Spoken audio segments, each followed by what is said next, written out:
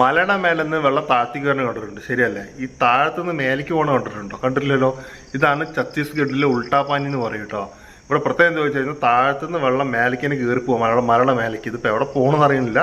ഒരു എക്സാമ്പിൾ ഒരു പേപ്പർ വെച്ച് കാണിക്കുന്നുണ്ട്. അതൊക്കെ എന്താ സംഭവം, എത്ര വിശ്വാസം ഉണ്ടെന്ന് എനിക്കറിയില്ല. കാരണം നല്ല വെള്ളം താഴ്ത്തിക്ക് വരികയാണെങ്കിൽ ഞാൻ ഓപ്പോസിറ്റ് അത്രയും കാറ്റാണെങ്കിൽ മാത്രമാണ്, അധിക കാറ്റാണെങ്കിൽ മാത്രമാണ് പേപ്പർ മേലേക്ക് പോകുള്ളൂ. കാരണം അവിടെ കാറ്റും ഇല്ല.